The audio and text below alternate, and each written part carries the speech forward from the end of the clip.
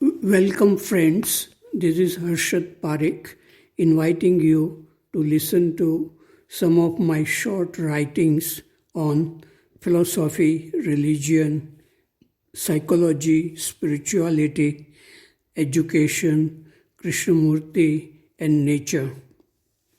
I hope you have a good listening.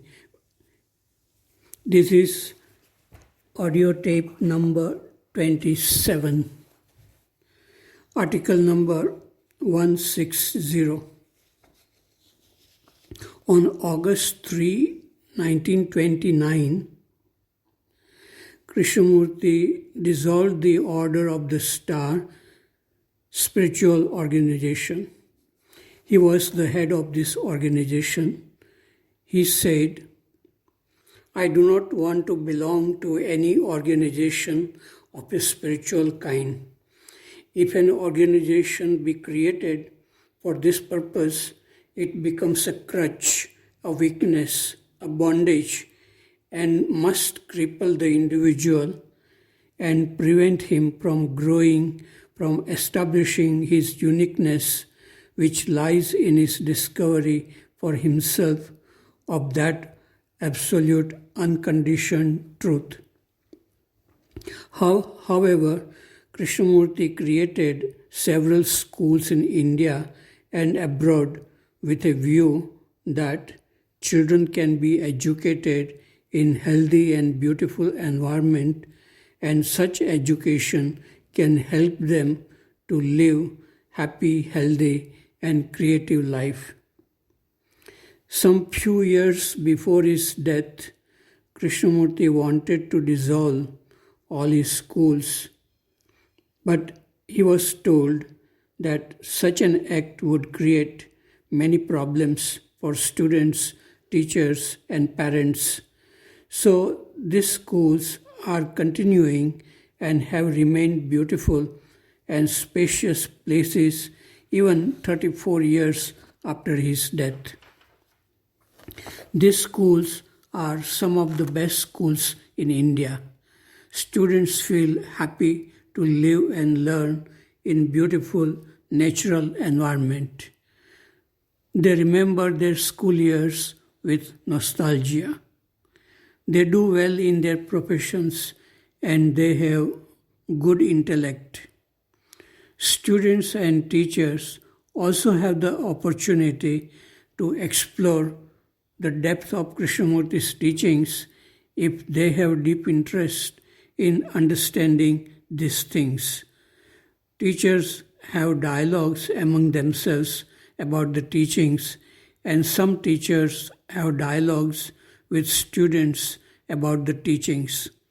But the teachings of Krishnamurti are not enforced on students, and I feel it should not be enforced. These schools are full of activities and creativity in arts, music, dance, sports, and social and environmental work, apart from the normal academic subjects. I feel happy that such places continue to exist 34 years after Krishnamurti's death. Article number 161. Krishnamurti asked this question to his audience and even to students of his schools very often. How do you look at that tree? How do you look at the face of your friend or husband or wife? Krishnamurti felt that most people had lost the art of looking with fresh eyes and mind. Human beings learn too much about the external world through their mind, but they know very little about their own mind. They are unable to look at fear, anger, boredom, anxiety, etc. exactly at the moment such feelings arise. The external world is vast and mysterious. The inner world of thinking and feeling is also vast and mysterious. Most people are interested in gathering knowledge of the external world, and such knowledge is respected in society. But the knowledge of the inner world is much more important in making our life happy, healthy, and beautiful. Without being in touch with the inner world of thinking and feeling, one can create much disorder in human relationship. A husband and wife were arguing with each other for 1 hour about a minor problem. The husband had a habit of keeping a cup on a table after drinking coffee instead of keeping it in the sink and washing it immediately. The washing of the cup can be done in a minute, but they preferred to argue for 1 hour. Both of them were highly educated and very articulate in talking. Speaking and looking become mechanical when the non-verbal awareness is lacking. Without this awareness, one cannot feel love and beauty within oneself. Without this awareness, one can get addicted to many harmful habits. We create many problems in our life through the misuse of sharp intellect. Intelligence or awareness is to see things clearly without words or stored knowledge. Once Krishnamurti said to a young man who had become depressed, "The word parrot has blocked you from looking at the bird, the thing that flies. The word is not the thing." Even the words of Krishnamurti are not the teachings. One has to see non-verbally what is hidden under the words. This applies also to the teachings of Buddha and of Upanishads. Without this quality of seeing non-verbally, human beings are likely to fight verbally and create more confusion in their life. Article number 162. It is about the habit of thinking. A small beetle was pushing an empty snail shell, but it was only going round and round and was not aware of its meaningless hard work.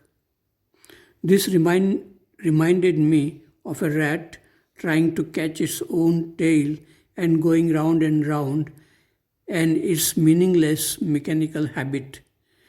Human beings can also go round and round in thinking and getting caught into a mechanical, useless habit. Article number 163. It is about belief. A knife can be useful or harmful. It depends on how we use it. The same is true for fire and many inventions of science and technology. They can kill human beings or they can make our life comfortable and healthy. Can we say the same about belief? Belief in religious ideology is generally used to divide people. Hindus and Muslims have been fighting for many years because of their strong belief in their religion. But what about people who believe in Krishna or Christ or some prophet and they have no desire to impose their beliefs on others? Their belief may be self-created to give them hope and health to live a happy life. Even scientists say that belief creates biology. Some people have been able to cure their diseases by creating beliefs that they can heal themselves by the power of positive thinking. It may be an useful aspect of belief. Krishnamurti, when he was a child, was told that Maitreya Buddha will manifest through his body. He believed it sincerely, and some people even experience the presence of divinity in Krishnamurti in 1911. Even in 1922, Krishnamurti believed in the masters of Theosophy and Maitreya Buddha. Because of this belief and his meditation on the masters, a process of cleaning his body and brain started, which continued throughout his life. In 1925, Krishnamurti's brother Nitya was very sick, but Krishnamurti believed that the masters would not allow Nitya to die. So Krishnamurti left him in Ojai and he went to India to attend a conference. But Nitya died and Krishnamurti went through a shock and cried for several days. But the presence of the divinity manifested again through Krishnamurti in Chennai in 1925, and many people felt it. It seems to me that belief is like a rope with a hook at its end. If you have to climb a vertical wall, this rope can help you. Mountaineers use such ropes to climb mountains. Belief can help us to achieve some desired result, but it cannot help us to be truly free from the self or ego. The self perpetuates itself through thinking, desiring, achieving success. Freedom from the self or the known may happen in seeing things and thoughts as they are through non-verbal seeing or awareness. Article number 164, it is about an actor. We had an interesting conversation last night with a young and handsome actor who likes the peaceful and free atmosphere here at the study center. He said that he enjoys acting and his job requires quick understanding and spontaneous acting under pressure. But it is very difficult to relate with people in his profession without putting on a mask. He said that most people are deeply addicted to watching stupid shows on TV and internet, and they feel bored with life. He could never speak as freely and intelligently as he could with us.